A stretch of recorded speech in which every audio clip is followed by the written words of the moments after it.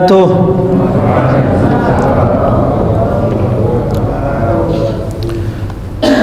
بسم الله الرحمن الرحيم. الحمد لله رب العالمين، الملك الحق المبين، وبه نستعين على أمور الدنيا والدين، والصلاة والسلام على سيدنا ومولانا محمد طه الأمين، وعلى آله الطيبين الطاهرين، وصحابته الميامين غر المحجلين، ومن تبعهم بإحسان إلى يوم الدين. أما بعد، اللهم ألهمنا علما نفهم به أوامرك ونواهيك، وارزقنا فهما نعلم به كيف نناجيك يا رب العالمين. Bapak Ibu jamaah sholat subuh Masjid Al-Ma'mur yang dirahmati oleh Allah Subhanahu wa ta'ala,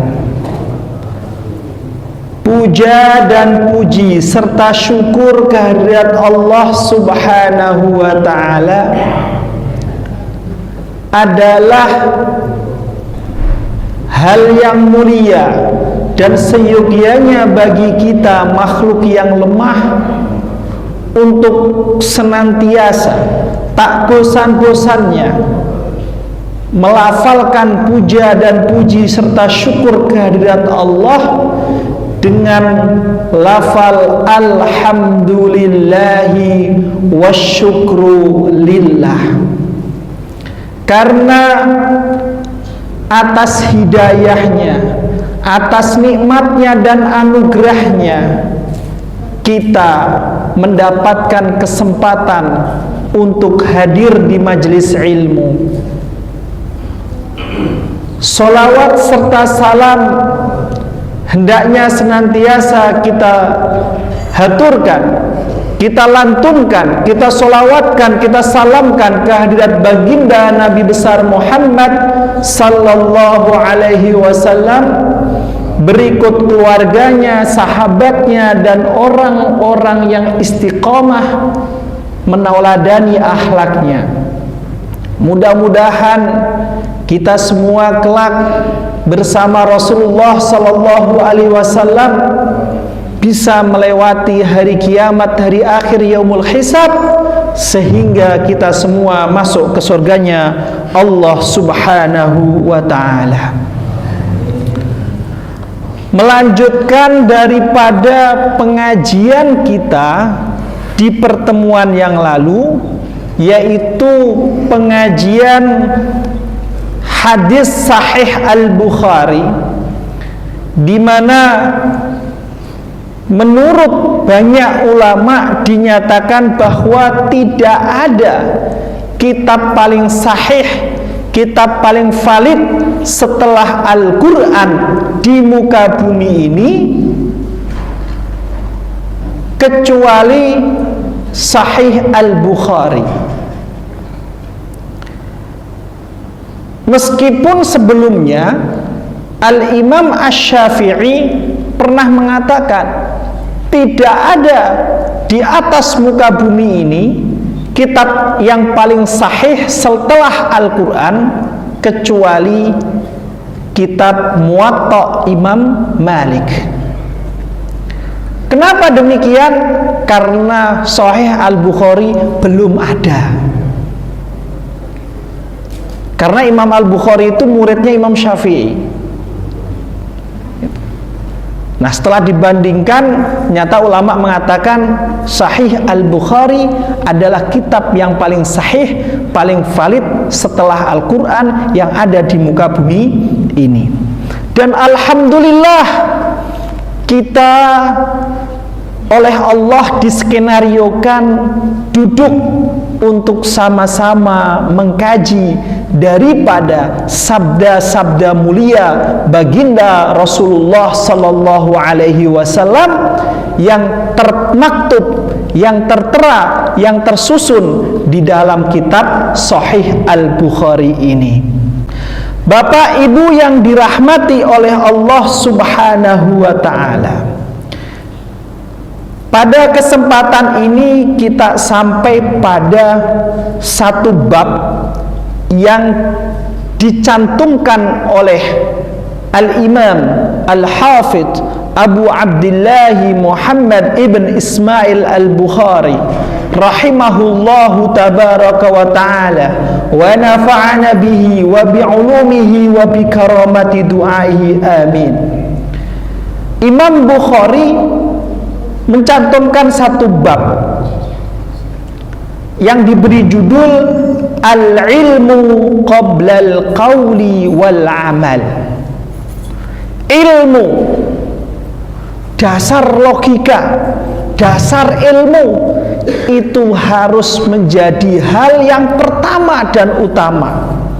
Qabla al-qawli, sebelum lesan ini berucap, wal amali, sebelum badan dan tubuh kita melakukan suatu perbuatan. Jadi awalnya itu dasarnya harus ilmu.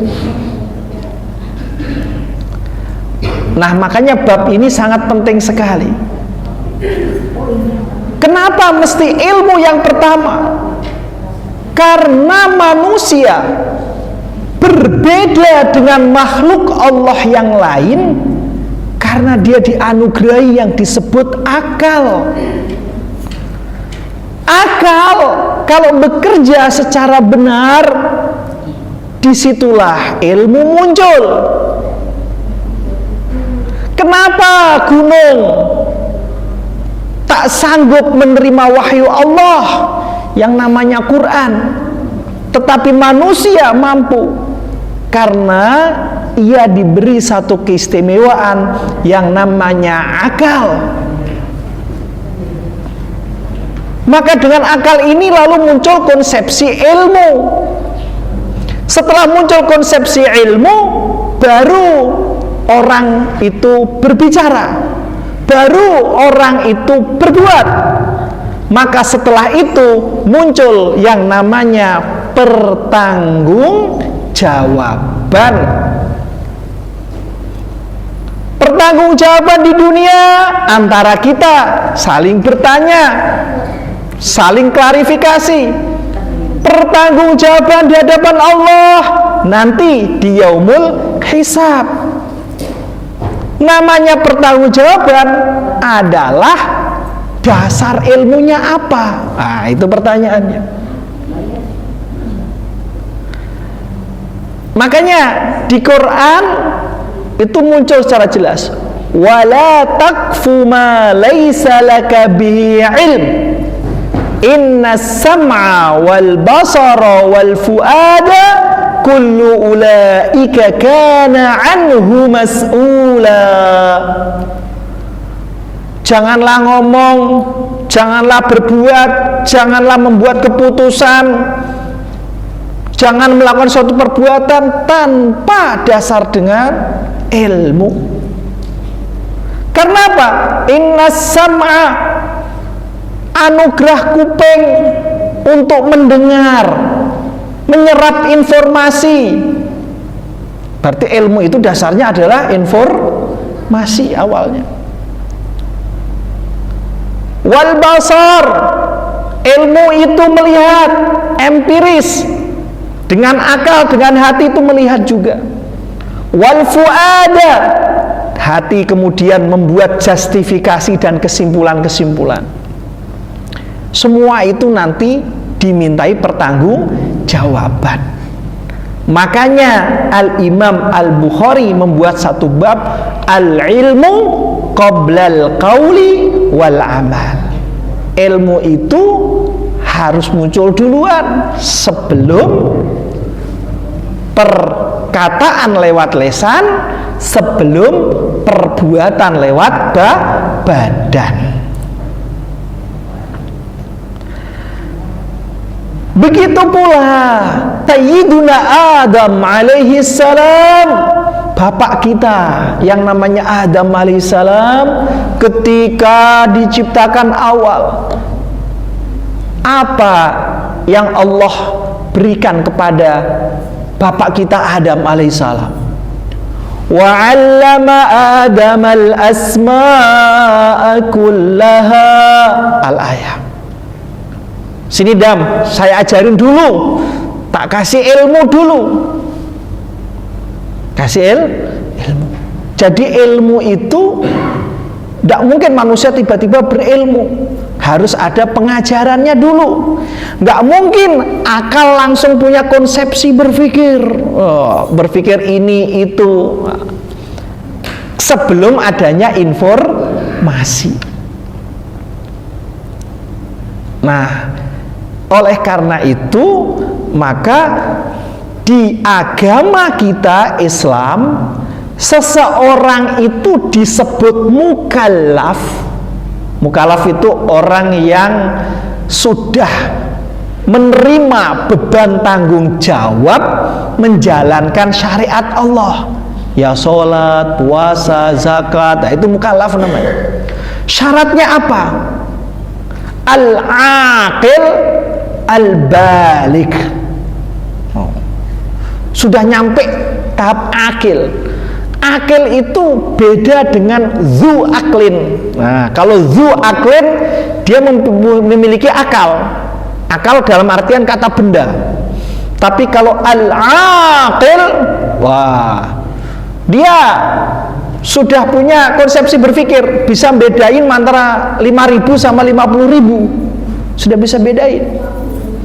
Nah, ulama mengatakan bisa membedakan antara kanan dan kiri. Wah, bisa bedain kalau dibohongin ini 20 apa 50, dia tahu. Nah, itu sudah al-akil, itu konsepsi fikirnya sudah ada. Nah, terus kalau misalkan dia nggak punya akal gimana? Misalnya gila, majnun, nggak dapat, nggak bisa kena beban tanggung jawab syariat. Kalau akalnya hilang itu maksudnya gila, nggak dapat, nggak kena. Rufi'al qalamu an salasin, tanggung jawab syariat itu hilang, khusus 3 jenis manusia ini. Ya. As-sabiyyu hatta yahtalima, anak kecil sampai ia mimpi basah. Kenapa mimpi basah? Karena dia tahu yang cantik-cantik, udah paham otaknya, makanya dia bisa mimpi basah. Ketika itu terjadi, sudah balik dia, sudah kena beban syariat. Tapi kalau belum, masih anak kecil, nggak kena. Makanya anak kecil, bapak ibu ya, jangan terlalu strength, dia belum kena syariat. Anak kecil itu harus berhemat, jangan, yang berhemat itu ibunya. Anak kecil jajan, karena belum kena syariat, yang kena syariat itu ibunya. Jadi biarin anak kecil boros itu bagus, mumpung masih kecil, boroslah anak kecil. Karena kecil, borosnya anak kecil itu rezeki bagi fakir miskin yang sedang berusaha. Gitu. Makanya saya nggak setuju kalau anak kok suruh berhemat, nggak setuju. Biar aja dia jajan, tapi yang sehat ya, cuman itu saja. Karena dia gak kena syariat, biarin aja. Nah, yang kedua, an-naimu hatta yastayqidho, orang tidur sampai ia terbangun. Jadi orang tidur itu gak kena hukum, gak kena hukum karena tidur. Jadi jangan sekali-kali menyalahkan orang tidur atau orang yang oleh Allah ditakdir tidur. Jangan menyalahkan. Misalnya dia terbiasa tahajud, tetapi oleh Allah ditakdir kelewat tahajudnya, sampai jam 5:30 baru bangun. Waduh, ini gimana? Tidak boleh. Kenapa? Karena orang bangun dan tidur itu Allah yang tentukan. Jadi gimana? Ya biasa saja. Aku tahajud juga atas izin Allah. Aku tertidur juga semua atas izin Allah. Nah, karena bagi orang Islam itu apapun selain maksiat itu baik. Saya ulangi lagi. Bagi orang Islam yang penting tidak haram, tidak maksiat ya. Itu semua baik. Tidur jangan sampai disalahkan. Ada di dalam Quran panjang cerita tentang orang soleh. Orang soleh yang mempunyai keramatnya adalah tidur. Nah, keramatnya tidur. Jadi wali gara-gara ilmu tidur. Siapa itu? Ashabul Kahfi. Walabithu fi kahfihim salasami'atin sinina wazdadu tis'a. Ini apa ini? 300 tahun lebih nih tidur, Pak. Nah, jadi tidurnya itu menjadikan dia jadi wali itu. Tapi tidurnya tidur karena apa? Karena ada niat soleh, yaitu niat ketaatan. Makanya Bapak Ibu kalau tidurnya pengen punya nilai kebaikan, harus niat, ya Allah, aku tidur supaya nanti kuat dalam beribadah kepadamu. Atau sebelum tidur dan niat, ya Allah, aku tidur dengan niat menghindari maksiat. Menghindari maksiat. Karena orang kalau nggak tidur, kalau nggak ngelamun, protes sama Tuhan, ya ngobrol sama temennya ngomongin. Maka sebaiknya tidur. Ya, tidur itu keramat. Tapi jangan tidur terus, nanti malas jadinya. Nah, wal majnun hatta yafiqa. Orang yang gila sampai sembuh. Jadi kalau orang gila sampai sembuh. Jadi orang gila itu nggak kena syariat. Nah, ketiga golongan ini tidak bisa mendapatkan hukum taklif, nggak bisa kena hukum halal haram, nggak kena, karena jatuhnya gila. Nah, gimana Ustadz tahu dia gila atau tidak? Wah, tanya dokter, dokter. Nah, liqaulillahi ta'ala. Bab ini didasarkan pada firman Allah Ta'ala, fa'lam annahu la ilaha illallah. Surah Muhammad ayat ke-19. Fa'lam, ilmu annahu la ilaha illallah. Apa yang diilmui? La ilaha illallah. Nah, ini pentingnya belajar ulumul Quran, Bapak Ibu. Ilmu tentang Al-Quran. Berarti Ustadz, orang sebelum la ilaha illallah harus ilmu dulu. Menurut ayat ini iya. Menurut ayat ini iya. Akan tetapi Bapak Ibu sekalian, ayat ini tidak bisa berdiri sendiri. Harus ada ayat lain yang memberi penjelasan. Yaitu apa? Orang bilang la ilaha illallah, di samping punya fungsi menetapkan tauhid, la ilaha illallah itu punya fungsi memasukkan orang ke dalam agama Islam. Nah, masuknya orang ke dalam agama Islam itu nggak perlu pakai syarat ilmu. Syaratnya apa? Pertama, mendengar dakwah. Yang kedua, ia mendapatkan informasi yang benar menurut Islam. Kalau itu sudah dapat tanpa ilmu pun, dia sudah kena kewajiban la ilaha illallah. Paham Bapak Ibu ya? Kenapa demikian? Karena di Quran disebut wa ma kunna mu'azzibina hatta nab'atsa rasula. Dan tidaklah kami memberi ketetapan hukuman azab sampai kami datangkan kepada dia seorang utusan. Jadi untuk orang bisa ngomong la ilaha illallah yang mana fungsinya adalah masuk Islam, maka